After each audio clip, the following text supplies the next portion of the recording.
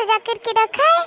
मैंने कहा था इनसे पिछली बार कि 2-3 सोफा के तकिए मुझे दे दो, मैं अपने ससुराल में रखूंगी, लेकिन देखो तो कैसे खुद के सोफे पे सजा करके रखे हैं इनने। मैंने तो इन्हें बता भी दिया था कि मैं आ रही हूँ, फिर भी अभी तक मेरे लिए नाश्ता बना करके नहीं रखा। आप बना रही हैं महारानी।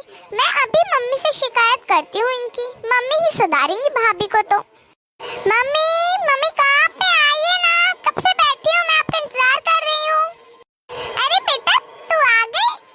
हाँ हाँ मम्मी मैं आ गई हूँ। अरे इतना गुस्से में क्यों है मेरी बिटिया? हाँ बता तो मुझे, आते से इतना गुस्सा, लाल हो रही है गुस्से से।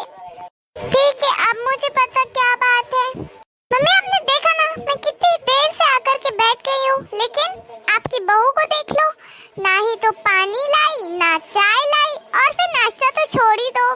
आप भी ना मम्मी सिर पे चढ़ा के बिठा रखा है अपने अपनी बहू को, नखरे भर रहे हैं महारानी के। आप भी ना एक बार अच्छे से सुना देंगी ना भाभी को, दूसरी बार से बिल्कुल सही से मेरे से बात करेंगी। क्यों बेटा क्या हो गया? अभी तो तू आई है, मुझे ही नहीं पता था कब आकर के बैठ गई। जब तूने आवाज लगाई तब पता चला। बहू ला रही होगी पानी बेटा, इतना चिल्लाने वाली क्या बात है, तेरी भाभी है, इतना गुस्सा नहीं करते। हाँ हाँ मम्मी आपकी इन्हीं सब बातों की वजह से ना आपकी बहू आपके सिर पर जाकर के बैठ गई है, और अब थोड़े दिनों में नाचने भी लगेगी। क्यों? क्योंकि आप तो उसको सिर पर चढ़ा करके बिठाई हो ना। मैंने कितनी बार आपसे कहा है कि अपनी बेटी की भी सुन लिया करो, लेकिन आपको अपनी बहू और बेटे के आगे मैं तो दिखती ही नहीं हूँ। क्यों मम्मी बताइए ना, क्या हो गया बेटा, ऐसे क्यों बोल रही है तू? मैंने कब तेरे में और तेरे भाई में फर्क किया है, बता तो जरा। और मेरी बहू के बारे में मैं नहीं सोचूंगी तो कौन सोचेगा, तू ही बता। वो तेरी भी तो भाभी है, तू जब देखो जब उसकी बुराई करती रहती है। तूने कभी उसे भाभी भी माना है या नहीं? हाँ हाँ ठीक है मम्मी, आप बस अपनी बहू के बारे में ही सोचो, कोई जरूरत नहीं है आपको मेरे बारे में सोचने की। जब देखो जब बस अपनी बहू की तरफदारी करनी होती है इनको। दीदी आप आ गई, ये लीजिए चाय। हाँ हाँ और थोड़ी देर से ले आती हैं आप चाय। दीदी आप ऐसे क्यों बोल रही हैं? और हुआ क्या है, आपने मुंह बना रखा है, सासू माँ भी ऐसे उदास हो रखी हैं। क्यों? क्योंकि आप उनकी कोई बात ही नहीं मानती हैं, बस हर वक्त अपनी अपनी मनमानी करती रहती हैं। लेकिन आप ऐसे क्यों कह रही हैं दीदी? मैं कब अपनी मनमानी करती हूँ? मैं तो सासू माँ की हर बात मानती हूँ, वो जो भी कहती हैं मैं वैसा ही करती हूँ। क्या बात है सासू माँ? दीदी क्या कह रही हैं ये?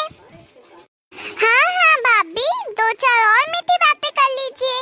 वैसे भी ऐसे ही करते करते तो आप मेरी मम्मी को है ना बेवकूफ बनाती आ रही हैं। मेरी मम्मी तो कुछ समझती ही नहीं है कि आप कितना फायदा उठा रही है सबका। मैं कैसे फायदे उठाती हूँ दीदी? साफ साफ बोलिए ना, क्यों ऐसे जलेबी की तरह बातों को गोल गोल घुमाए जा रही हैं? हाँ और वैसे भी मैं किसी का फायदा नहीं उठाती हूँ, आप खुद सासू माँ से पूछ लीजिए, फायदा तो आप उठाती हैं हम सबका। भाभी ये आप कुछ ज्यादा ही बोल रही हैं। वैसे भी मैं किसी का फायदा नहीं उठाती, फायदा तो आप उठाती हैं, मेरी मम्मी का, मेरे भैया का, मेरे पापा का, सबका फायदा उठाती हैं। और आप मेरे बात कर रही हैं तो मैं ये सब करने के लिए नहीं आती हूँ मायके में, ठीक है ना? मैं बहुत सोच रही थी कि कुछ ना बोलूं, लेकिन आपका तो पेट ही नहीं भरता मेरी सासू माँ से बुराइयां कर करके, और मेरे से भी कितना लड़ रही हैं। अब लड़ना है तो फिर लड़ ही लीजिए, मैं भी लड़ने में किसी से पीछे नहीं हूँ। और वैसे भी बहुत हो गया, मैंने भी बहुत झेल लिया आपको। हर दूसरे तीसरे दिन आप अपने मायके में आ जाती हैं, क्यों ससुराल में आपका मन नहीं लगता क्या? और फिर आपकी कहेंगी भाभी मैं किसी का फायदा नहीं उठा रही। अरे ये फायदा ही तो हुआ, मैं कुछ बोलती नहीं हूँ तो मेरे चुप रहने का फायदा उठाती है ना आप भाभी। और तो और जब आपको कुछ सामान चाहिए होता है और मैं कुछ देती नहीं हूँ तब भी आप मेरा फायदा ही उठाती हैं, क्योंकि भाभी तो कुछ कहेगी नहीं, जो लेना है ले लो। भाभी हाँ हाँ कहिए दीदी, आज आपको जो कहना है कहिए, एक बार में पूरी बात निपटा दीजिए, क्योंकि